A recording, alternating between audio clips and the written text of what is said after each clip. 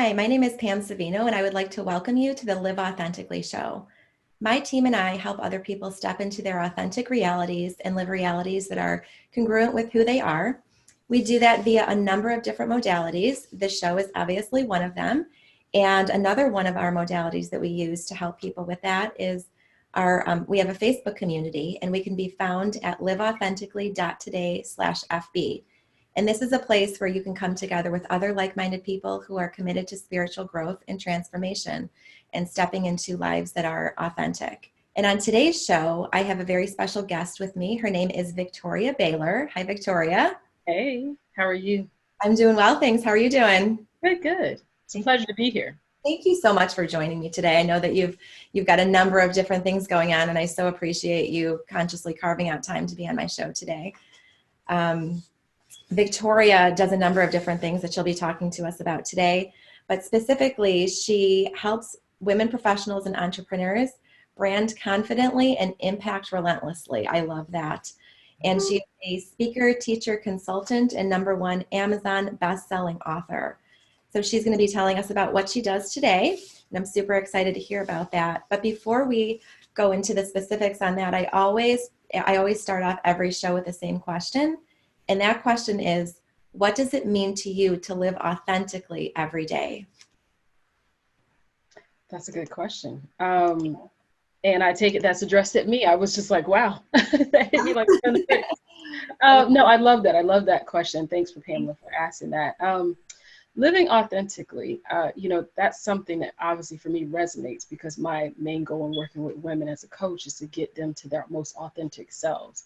I feel like when you live authentically within yourself every day, there's an ease and flow to living in which you're able to present your best parts of who you are. You're able to make authentic connections with people, and you're able to express the gifts and receive in a way that really satisfies the soul. And I feel like that's what true authenticity is. It's almost like a flow of energy from one person to the next, and it's not obstructed. And we know we live in a society where people are wearing so many masks. It's hard to really get those soul touches and connections that we really want to make with people and receive them ourselves because of so much of that, that non-transparency, so to speak. So authenticity is really about just letting all of that go and really being able to breathe, for one.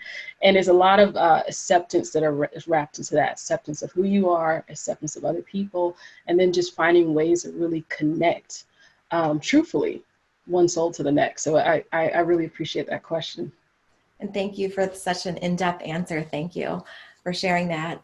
One of the things I'd love to hear is, how did you come to this place? I'm always interested to hear what led you to where you are now, right?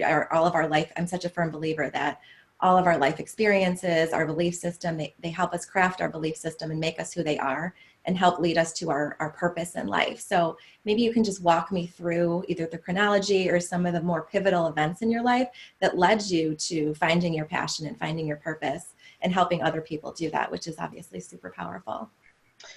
Woo, that is a huge question. And, I feel like if anybody is cut out for that work, it is me, because I did not go from A to Z like with one step. I definitely had a lot of steps in between. I think for me, it's kind of like my TEDx talk kind of really covers it. My story really began when I was 8 years old, and I saw a picture. I think I might have been watching a TV show or something, and I saw Jacques Cousteau on it.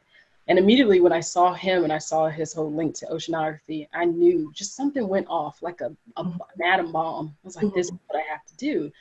At the time, I don't think I realized what the underlying draw was for me.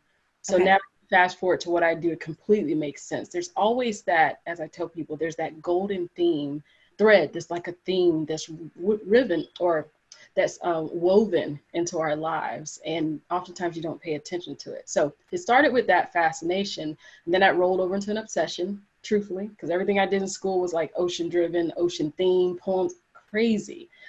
So naturally that led me, I graduated high school, with honors, which was great because that allowed me to go to a college of choice and be fully funded for schooling. So I went to school and just sought different opportunities, ended up getting an opportunity where I got to jump into research. And I spent a good bit of years interning, which rolled over into a job doing microbial ecology research. So again, there's this theme that I didn't mention before. There's the what's going on beneath the surface. What's that deeper meaning of things? So I didn't realize it's kind of that thing that was following me throughout my life. So I ended up in research, long story short, did that for 15 years. And at the same time, made a discovery that I'm a bit of a creative, always was since I was a little girl. So I actually had a true affinity to create gowns and make custom clothing. So I started a design business. And at that time, I think I hit my worst conflict. I won't get into that now because I'm sure that'll pop up later. But I really didn't know how to rectify myself with the capabilities I had. And actually, I guess that does pull the story together. Yeah, it's because I didn't know how to determine how can I be two things at one time simultaneously. How do I have two gifts? One should be better than the other. It's just big old tug of war. That led me to really struggle internally. So by the time I left research science, I was left as an entrepreneur, and I said, okay, well, this is already established. I will go this route. And I followed that along. And in that walk, I had lost my confidence. I didn't really know how to refer to myself because I had tied my identity to that 8-year-old girl who thought of life as one way. But along that journey, I really did, and thank God, divine inspiration for sure. And definitely, I feel like God led me on this unique path that I really did discover who I was. And it was in actually walking through entrepreneurship and really seeing the power of how people responded to something as simple as clothes. A woman would come in downtrodden, complaining about her thighs. And I have really good, superb construction skills and design skills. I would make something, and just to see her put it on and stand in the mirror, and like she would stand completely erect. She smiled at herself. And I was like, what is this? And again, that theme, deeper meaning to things. So that led me to kind of explore more. I was like, well, am I an image consultant? Am I a style coach? No, not really, not just primarily. And then I stumbled upon understanding what my gifts were. And because of me doing my internal soul searching, I redefined myself, and I came to understand who I am as a person, which is why I understand the struggles that most women have, and I can walk them through the process because I've done it and created a system. But I discovered me, I discovered my gifts, stripped myself down to the bolts, got rebuilt again, and essentially realized I had the kind of skill set that allowed me to creatively and analytically really see into someone and see most of the time what they miss. And then being able to take and extrapolate that and find meanings and ways to connect them to themselves in a way that reinvigorates their own opinion of themselves. And then, the offshoot of that is more confidence. So for me, that whole theme of what goes on beneath the surface definitely exists true for me today, because every woman I look at, I literally do fangirl. I'm a little crazy like that. But because I think because I'm fascinated so much by God and his creation, I'm thus fascinated by people.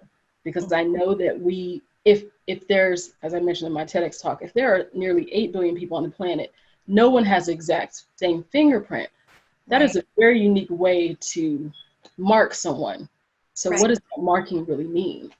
So that's kind of my story. Right. Thank you. That's such a beautiful story. Thank you for sharing that. Thank you. You had talked about, kind of that golden thread as you went through your life experiences. You started to see things kind of bubbling beneath the surface and started to connect the dots. And there was a common theme or thread that connected them. And I think sometimes that can be challenging for people to see or to notice. I know it was for me for a period of time. There's just so much going on. Life is complicated. There's so many day-to-day things going on. What guidance do you have for people when they say, I'm looking for deeper meaning, I'm trying to find my purpose? How do I connect the dots? What guidance do you have for people to help them be more introspective and help them examine their life at a deeper level? That is an exceptional question. I think sometimes we think the playing field is even. One of the biggest things I notice with women when I coach them is that idea of minimizing, because they assume everybody can do what they can do. Well, if you take that notion and think about awareness, I remember there's a study I was mentioning when I was doing a talk in front of a group of business owners.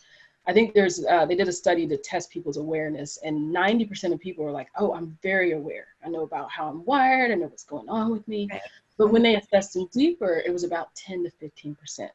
Interesting. So the point is that one of the biggest things, and which is what I love to do, and because it's my skill set, is to get people out of their own heads.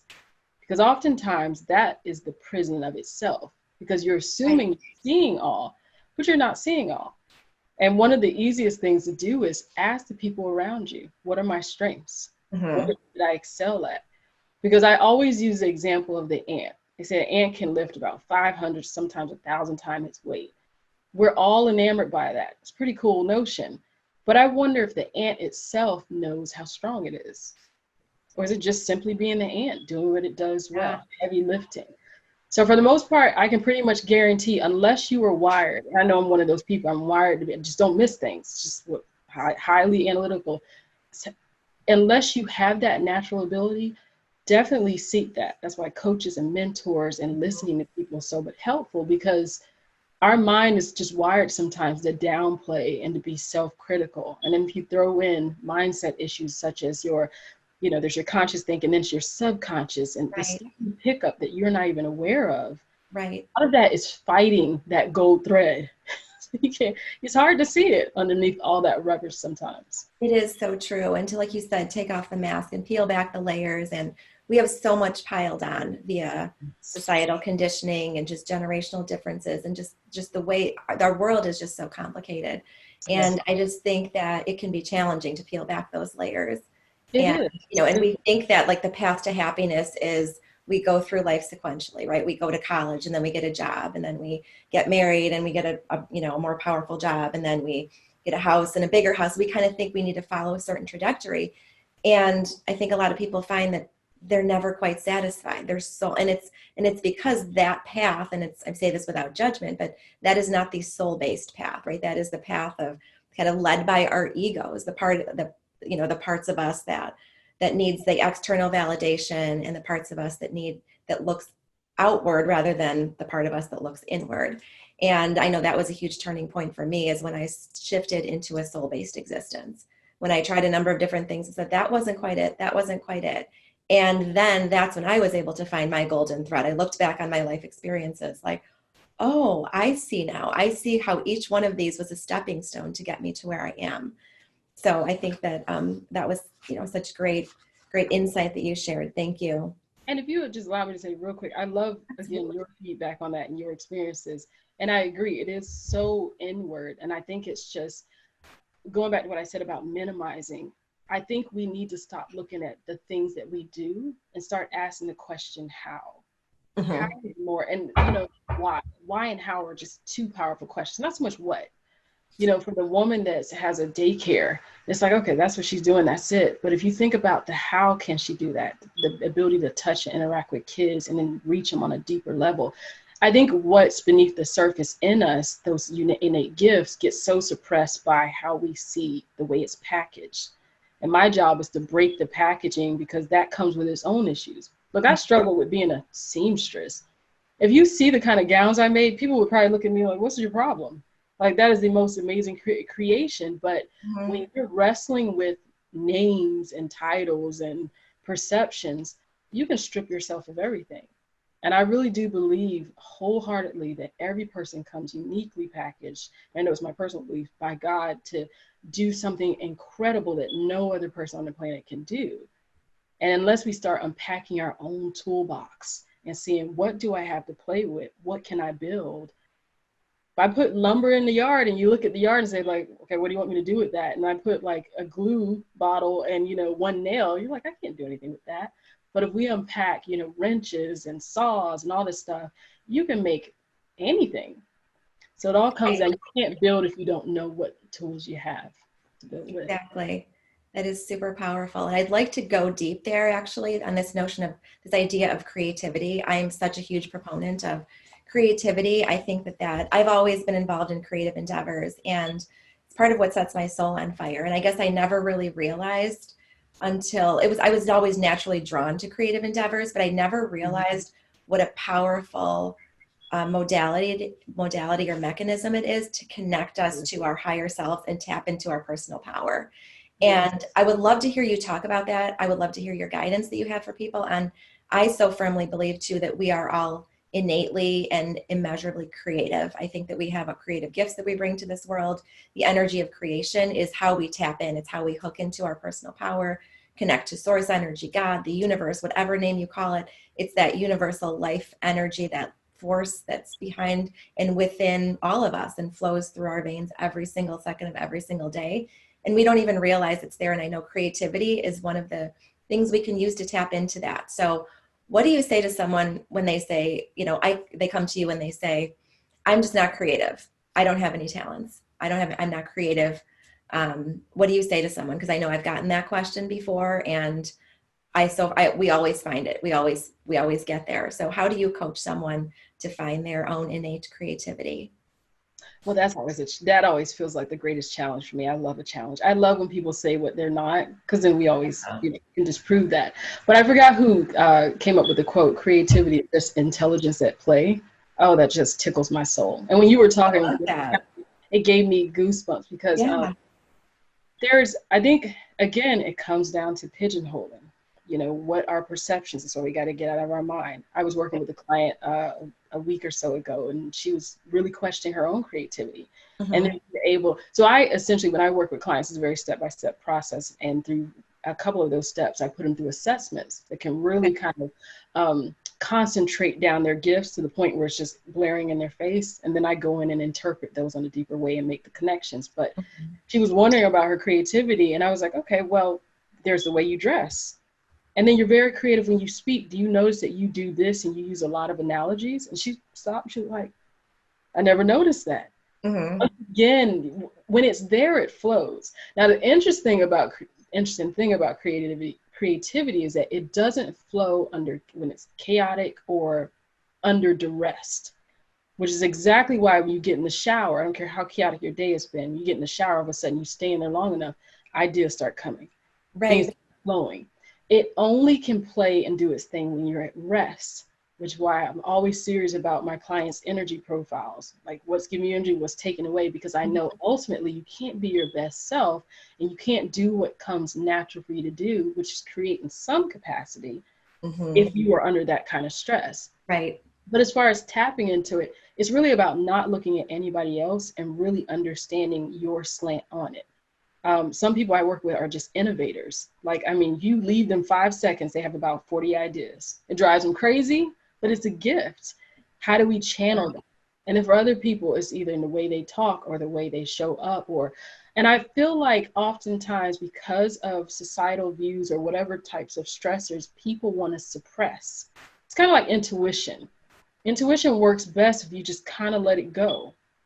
I remember I was in a mastermind group I've been in for the last 5 years with some great women in my city, and I didn't realize how intuitive I was. And part of our masterminding was coming up with affirming people. Someone would make a statement. I see myself working out and being physically fit. Well, you come up with a creative view or picture of what that looks like. And I remember seeing a glimpse, but then getting nervous. I can't say that. That's going to sound crazy.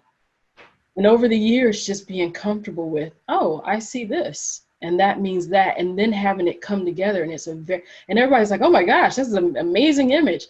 It's letting like the mouse come out the mouse hole, you know what I mean? And I know what you mean. Yeah. Hey, you know what I mean? So a lot of it is just kind of scaling back, letting it go where it goes. It might be candle making for someone, it might be gardening, but let it just do its thing. And in doing that, you'll see how it kind of evolves.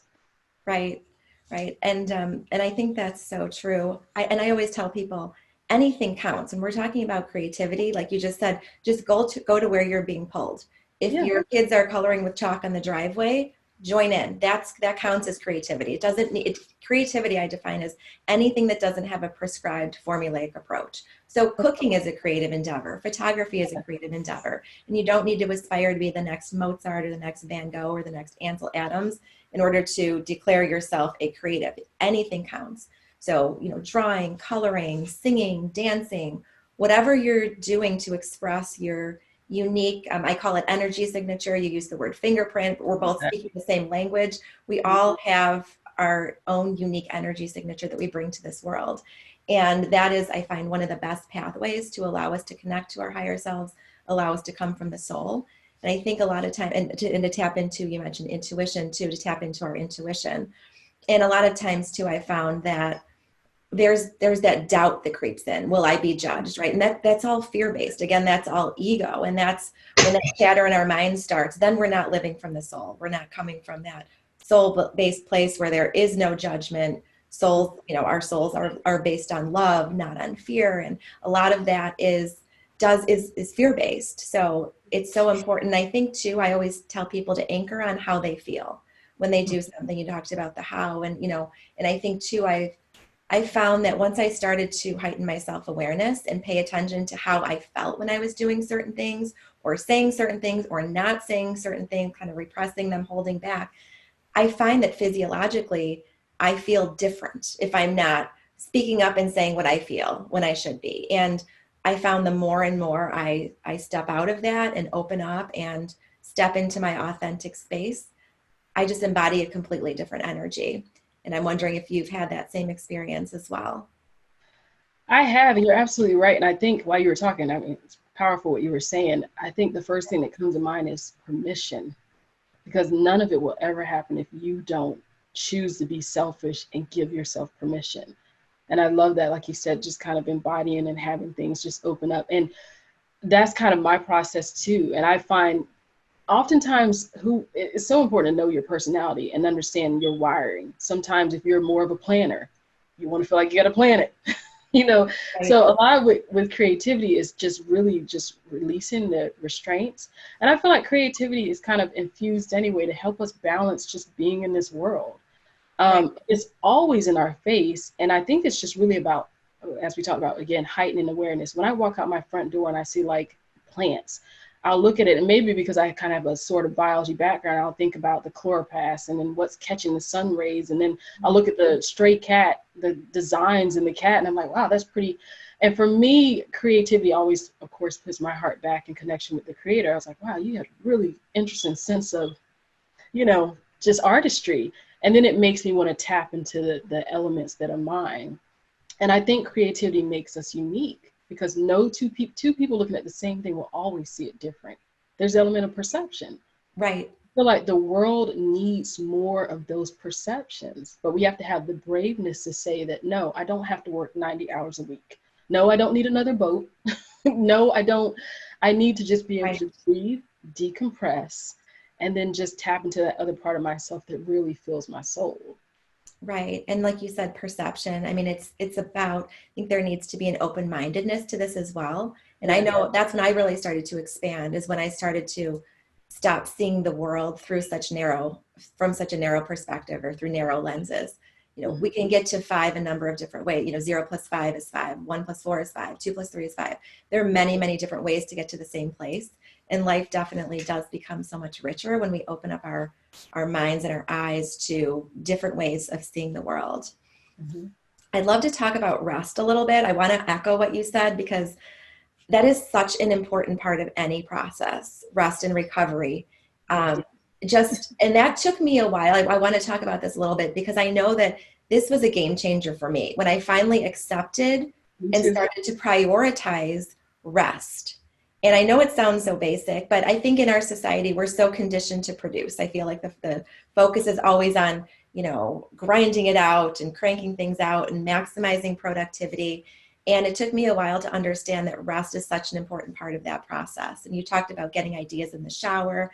I get ideas when I'm driving. And I did learn recently that there's actually neuroscience behind that. I mean, our brain waves actually change when we're in those conditions. Because I could never understand, why is it that when I'm in the shower, when I don't have my notepad and pen handy, why is it then that I get the ideas? Well, there's science behind it. It's backed with science. And so I try now to prioritize immersing myself in those environments on a conscious and regular basis, so that I can let my brain kind of power down and let the ideas come to me. So I just wanted to echo that. I think that's such an important part of any process, is just unplugging and giving our minds time, and our hearts and our souls time to just sit and rest, because that's when we can truly connect.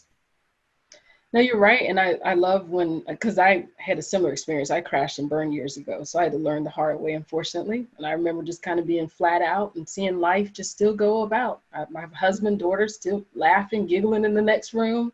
I'm over there having a pity party while I just couldn't be all things to everyone in every capacity, and just fizzled out. But rest truly is restorative, as they say. And it's Yes. really true and it's necessary. And I think there's a psychological kind of cool component to it. So, if I take one day off of the week and I know that I have 6 days to get things done, well, I'm so excited about my day off that, I'm working harder to kind of Yeah. get things done. And I know there's that balance, that yin and yang, that give and take, that by resting, it's almost like having an inflammatory kind of problem. A lot of people they can't diagnose you, even if you have an injury, if it's inflamed, because you can't really figure out where the issue is. Rest allows you to kind of, whatever those internal inflammations are, to kind of settle down, and then you can solve your problems so much easier. Things that I've wrestled with weeks to solve. Go to the beach. Right. Boom. Why as I'm walking down the pier? Idea. I was like, why was it so Yeah. hard? Yes. I like So I that. love that aspect. And I think even more than that, it's a way to honor us. We're Right. a living, breathing being. There's so many processes. You and I may be talking, but the digestive juices are going. There's all these Right. other processes that are going. We need to put ourselves in a place where we honor ourselves to stop, break, and just give ourselves time to decompress. It's important. Right. It is so true. And you talked about earlier, just that's when the ideas come, when you go to the beach, when Yeah, you step away from it. And that's when I think that's when we put ourselves into a state of surrender. I think that's really the key, I is love to that. know that we're not the only ones controlling this show. We are, God is there, the universe, again, whatever term you want. There are higher powers there, making sure that what's delivered to us is in our highest good. And Yeah, I think it's normal for us to want to get in and over engineer and control. But when we release and let go, use that term earlier, let go, that's when the magic really starts to happen. it That's when does. life starts to unfold with ease and grace. And we really just get into our flow. And it's so much more freeing and liberating when we just release. And that's when, again, that's when ideas come. That's when answers come. People Yeah, always ask me, I can't figure out the answer. And I say, literally, let it go. Literally, let it go. Say, send it off to the universe. And I think sometimes we don't learn that until we're really stressed, until we're in some really challenging situations, that we have no choice other than to rely on a higher power. And that's when we realize that we are surrounded by, God's grace, the universe's wisdom, knowledge, again, whatever terms you want to use. But there is a grander plan at work. And if we just surrender, yeah. that what will be delivered to us will be equal to or greater than what we wanted for ourselves. I mean, that's really the key, is subscribing to the notion or the truth that, we are not the only ones controlling our show, and that we have to trust that what I want for myself may or may not be in line with what the Yeah. universe or what God plans to give us, and be open-minded to the abundance and the benevolence of the universe. But where were you 10 years ago? Not You need here. to- That's the whole thing, is like Me this. neither. 10 years ago, I was a completely different person. We would have been having a completely different conversation. I would have been telling you about, a house I was building and the car that I wanted. And again, no judgment, but I was in a different place. And it Same was here. through life experiences, pregnancy losses, a divorce, that caused me to dig really deep. You talked about life experiences stripping you down. Yeah, I've been stripped down too. I mean, that's why I'm here. That's why I'm doing what I'm doing. And through the chronology, now I can look back and, oh, that was the common thread. I went through some of these things so that I could impart this knowledge and wisdom on other people, much like what you're doing. So I do want to hear more about what you do. I feel like I could sit here and talk to you all day. You're Yeah, no, there's likewise. such immense depth Kindred of wisdom spirit. to share. I would love to hear about, can you just, what you do on a daily basis, and maybe you can walk me through a scenario. Someone comes to you, just, they come to you and say, I need help. Can you help me find my brand? Can you help me? Maybe I've been a stay-at-home mom for the last 15 years, and I'm feeling the pull to do something broader. I want to find my brand, find my purpose, but I need help reclaiming my identity. Can you walk me through a scenario like that? I sure can, because I've lived that scenario, and then again, that is my ideal clientele. Man, that Well, first of all, I always feel honored when I end up in those interactions. It kind of feels Yeah. like the holy ground in a sense. But you know, so many women, by the time they either get to me, there's different ideas, whether they're trying to rebrand, kind of create a new identity, or they're just lost. And what's so typical is that just attaching our identity to everything. And then everything when it leaves, whether it's children that fly the nest, or whether there's a change in marriage composition, or the job shifts, and it's just like nothing left. And that is the worst and most scariest time for, I think, most women, when we don't have that thing to hold on to that makes us feel like who we are. But it's also probably the most promising time. So yeah, when a woman comes to me in that situation, the first thing we do is, and I ask this question all the time, and this is one of those questions that, because nobody else asked the question. We don't even ask it ourselves. It is a loaded question. I ask simply, what is it that you want? And man, when I tell you I have people just like staring off into the because who spends their time? I don't know about you. I don't spend a lot of my time. I do now, but no. So what does my kid want? What does they want for dinner? What does I need to pay bills? But Right. that is a question that denotes control, because truly the answer to that question to a large degree is in our control. And it does make us tap into those deep desires, thoughts, feelings. And the coolest thing for me is to be able to connect a woman to that same 8-year-old girl, or that 7-year-old girl, or that 5-year-old girl, or whoever she was, or who she was in college that she lost. She Mm-hmm. started giving her identity away to everybody because she's still there. And I coined the phrase brand brilliance, because I believe we all have natural, unique brand assets that are unique to us. And you take those and leverage those become part of your brand identity, and they're of great value. And it's in that value you can exchange value for value. You solve a problem, people need you.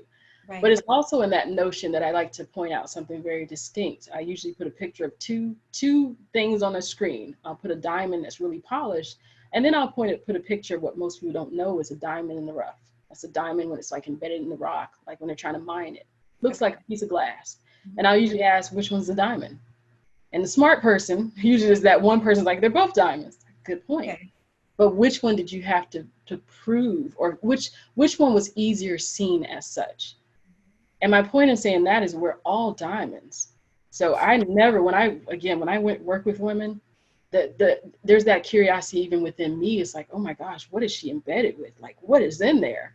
And I feel like I get to unpack a present with her herself. But the point is, are we polished to the point where people can see with great clarity that unique brilliance that we have? So getting a woman to realize, A, that she's already got the goods is part of the job, and then getting her to a place B of being able to realize that I deserve the type of polishing. I deserve to honor my boundaries in space. I deserve to honor my energy. I deserve to recognize that I do things that most people don't do the way that I do.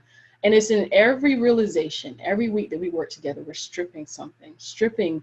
And this is where mindset, which is what I love as an intuitive mindset coach, and what makes me different is branding could easily be a list of do's. Like, do this, put a picture next to yourself on social media. When you do your video, make sure you talk about your mission statement. But it really isn't that. Branding is all about understanding what differentiates you from other people, and creating and sculpturing a reputation and an image that creates impressions in minds of people. Because the type of impression you want to create is one that's so strong that when people need your service, you're like the first person that comes up.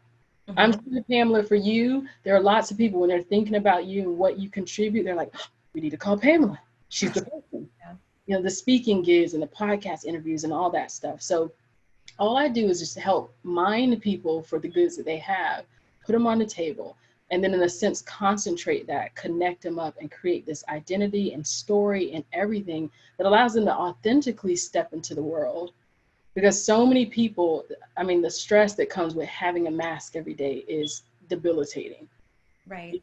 But you can use tools. Clothing, I love when someone said it was like soft armor. They couldn't have been more right.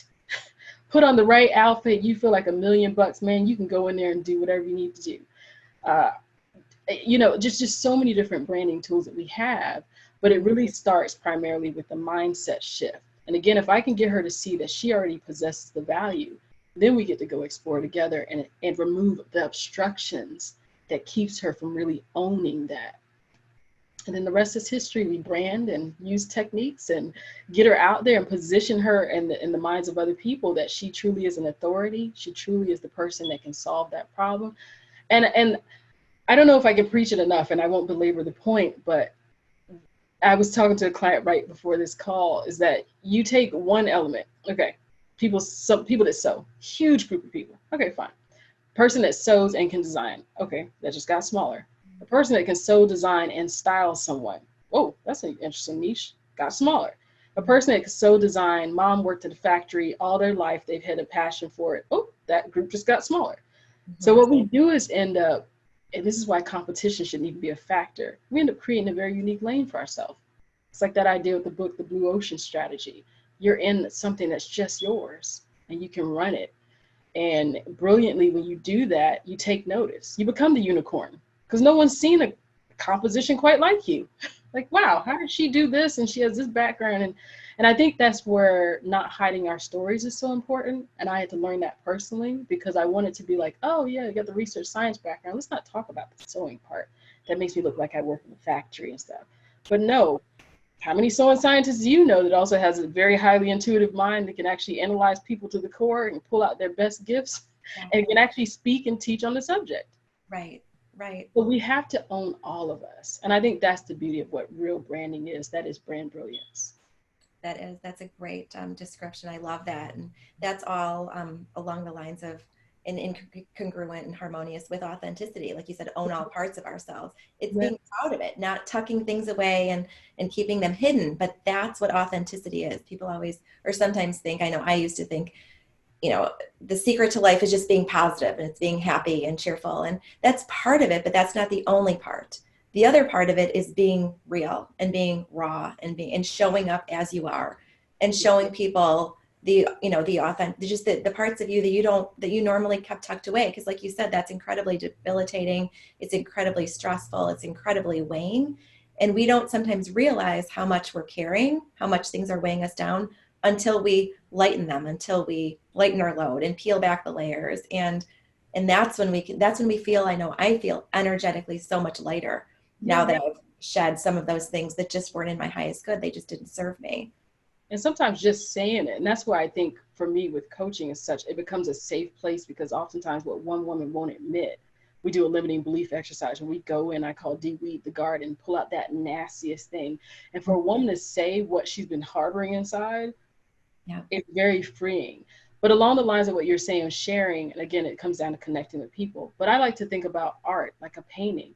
Some of the most beautiful pictures, it's because they're beautiful because of the depths and the shadows. It's the shading. You ever seen a picture drawn, by like a 3-year-old? Okay, well, that's pretty kind of one-dimensional. But when you start adding the shadows and the shades and the darkers and the grays, there's a depth to it. And I think that depth exists in us as people. And that's why your story is so important, your brand story. And, I dispel the myths. You don't have to reveal your entire history. No one needs to. You can keep something to yourself. But what is it about you that's called to do what you're to do? For me, when my bottom fell out with my confidence, and I really didn't matter, I graduated both high school and college, top of my class. It didn't matter that I did all these accomplishments. I essentially was a cup of a person with a hole in it. So everything I did just drained out the bottom. I never owned my accomplishments. I deflected compliments. Oh, no, it's fine. Everybody can do. And it was to my own self-detriment. So being able to admit, like, man, I know what it's like. And, oh, I did a lot of that to myself. Connecting with other women that are like, okay, I don't understand what's happening here. I don't know why I can't do. Well, you can't do because you don't feel like you can do, and you've never owned what you have done. Let's look at your track record. And then we look at it, nothing's wrong with them. And then we plug the hole up in the cup, and then they start actually owning their stuff. And it's so many shifts that sometimes we have to take just to normalize ourselves a bit. That has to be just fill you up so much to see that transformation in someone, to compare where they were when they came to you. I know, and that's what fuels me too. And that's when you're passionate about it. You pour your heart and soul into something, but it feeds you back, and it's that continuous circular, that loop of energy that continues to feed us. And I know with my work, the more I pour into it, the more I continue to get out of it. And that's when you're in the flow. I always say when your passion and your purpose and your profession are aligned, you never feel like you work.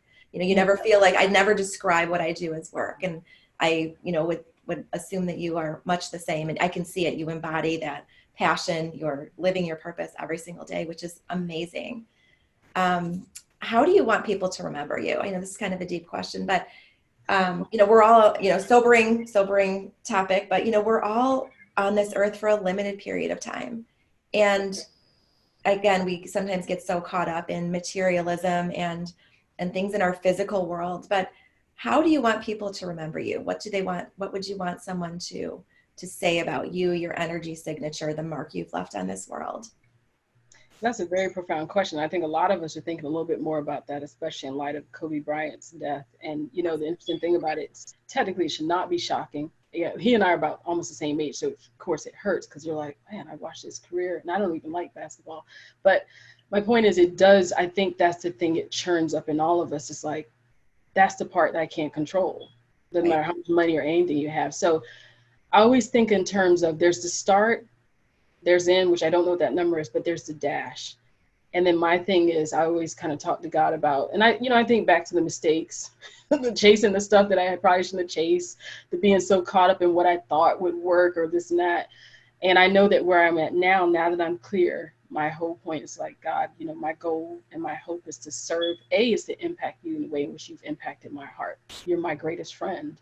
And you took a lot of the burdens that I carried in life and the struggles and the stress, and you were with me at the lowest times. If I can be a servant and help unlock someone, I think the power is that really the spotlight really isn't on any of us. It's in our ability. We all have the ability to unlock someone. That is tremendous. I'm a mother to an almost 13-year-old. Every day I have to think about how am I unlocking so more of her can come forth, more of her can be an attribute to society, to connect with people. We are such change agents. It's just this catalytic kind of reaction. And I think if we knew that more, if we knew that we could value what we had and how important it is for us to be seen and heard, it would give us more of that responsibility. So for me, to answer your question, so I don't wax poetic, my thing is, I just want to be seen as someone, it's funny, I don't even think I have an idea of what that is. I feel like I just want to do it. I want to do as much good as possible. It's weird. I kind of grew up in a very legalistic kind of church environment. And that was kind of the downfall of me at first until I realized religion is not what this God thing is all about. It's about relationship. And at that point, when I kind of made it, I got the tattoo Micah 6:8. It's just like my life verse: do good, love mercy, and walk humbly. And I think that's what I want to be known as, someone that's done as much good, because trust me, I've done as much bad. And I would like to be the person that infuses that, walk very humbly where it's not about me, and then just show mercy and do that all in the best example, which was, of course, spiritually for me, given to me. So. Right. I love that you're sharing your gifts with people on a daily basis, and you're not doing it with the notion or the goal or the objective of being recognized. Being recognized and known for that is simply a byproduct of you living your truth and living in your authenticity, and you're serving others. And I always say serving others is really the highest form of kindness. It's serving others. And that's how I reframe everything that I do and I look at it and I do it through the lens of service. And I look at it and I ask, is it backed with love? Is it backed with kindness? Is it backed with helping someone? Is it backed with unlocking a certain part of someone? And that's when you know that, and that's when life just flows effortlessly and organically. And I think that touching somebody's soul, having a profound impact on their life is just one of the most amazing things we can do. And like you said, sometimes it doesn't really take much at all. We all have these catalytic experiences, and it can be anything. It doesn't need to be, in order to have an impact on someone else's life, you don't need to, one does not need to, start a business or write a book or whatever. We always think of these grand, endeavors.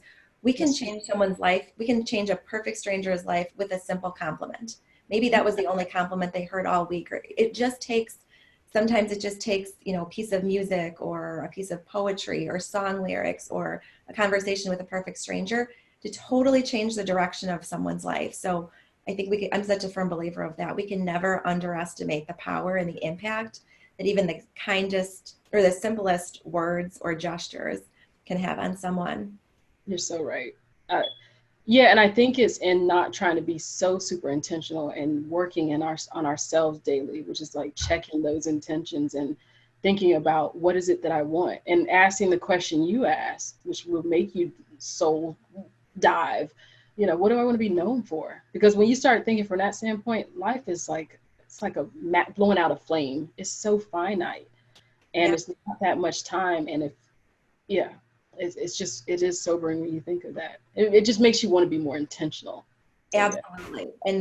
And realize that every day is a gift. I mean, obviously, it the is. world was shaken by the tragic news of Kobe Bryant and everybody else on the helicopter the other day. But I did take that opportunity to have that conversation with my kids, because I know when I was a child, I viewed myself as being here forever. You know, you don't have that Yeah. perspective, obviously. We think we're invincible. And I just used that, we talked about that, and I said to my kids, that's why it's so important to live each day, treat it as a gift. It is a gift. And we never know. We never know. None of us know. Tomorrow is not guaranteed for any of us. And when we live with that notion, when we live with that truth, like you said, we live more intentionally and we live more mindfully, and we make decisions that are in alignment with our highest good, other people's highest good. And it shifts us in the way that we live. And so I even kind of brought it down to his terms. I said, so when you're getting into it with your sister about who gets the blue plate and who gets the purple plate, I understand that stuff in life really doesn't matter, John. It's about sharing the experience. It's about, let's shift into gratitude and be grateful that we have the opportunity and the abundance and the ability to sit with each other Yeah. and Put something on the plate. that there's Yeah. something on the To plate. eat. Yeah. Exactly. So it's constantly just reframing experiences, looking at it through gratitude and love. Um, And Pamela, I just want to say to someone, because I always feel, and I feel like we all know it's easier said than done. And for that person that's kind of like, I felt like I was dealt just the worst. And trust me, I've worked with a lot of those people where it's just like, it's hard for me to see a glimmer of anything. And, for those people, I just always encourage, just hang in there. Start giving kind of the best of yourself. It may feel like in life, and I know you kind of alluded to some of your past experiences and mine, it feels like you're kind of in the pit when you're there. sure. So, and don't always rely on yourself to feel like you have to have it. That's why it's so much great, because anyone that gets in the pit, more than likely you're gonna need some hands down to help lift you out. Yeah. So there's a time and place, there's seasons to everything. I think I love that whole, I think there's a scripture that kind of talks about it, but there's seasons of everything. And if you just persevere, whatever looks like it was the valley, there's another time for a mountain hot top. And all the mountaintop tells you is that, oh, there's another mountaintop. Well, I got to climb down this mountain, go through another valley, and get back to the other one. So life keeps us humble, but if you can take the lessons and then not be afraid to share, throw your arm around other people. I remember being young and thinking, well, how come people just don't get it together? How come they just can't figure it out? You're young and you probably don't expose the experience. You can get a little bit halty, and then you go through stuff yourself. And life humbles you, and you're like, oh, well, that's how that works. Okay. And then you realize your part in sharing your pain and helping other people through their pain. And that's the greatest way of connecting. So Absolutely. Those are some really powerful words. Thank you for sharing that. So we are actually about out of time for today, which I feel like I could sit here and talk to you all day. This is likewise, you're so, I love you. Oh, thank You're you. awesome. Guys. Thank you so much for being on my show. It's just such a gift. I so firmly believe that everybody is, like I said, I alluded to a grander plan earlier. Everybody is placed in our path for a reason. And I know that you were placed in mine for a very specific reason. And I expect this to be the beginning of a lifelong friendship and relationship. And I'm so grateful that you've been placed on my path. So thank you very much for being here. My pleasure. If people would like to get in touch with you directly, how can they do that? Oh, well, I'm the easy self-branded person. So www.victoriabaylor.com. Baylor, like Baylor University, Baylor. That's kind of the hub for everything. You can find all my social media contacts, Facebook, everything is there. My phone number is even there. It's a Google Voice number, so don't try to text it. Okay. but yeah, so that's pretty much my hub for finding me. Great. Well, thank you so much. And again, thank you for being on the show. Oh, my pleasure. Thank you for having me. I feel very honored. It's a pleasure talking with you. So much. So kind of you. I would like to also thank all of our viewers and listeners for being here today. Time is a choice, and I'm so grateful that you've consciously carved out some time to listen to the show today. Hope you've you can take away some words of wisdom from Victoria and apply them in your own life. Also would like to remind you to join our Facebook group. I would love to have you join us there. And again, you can find that at www.liveauthentically.today/FB. So I hope you have a great day, and we'll see you soon.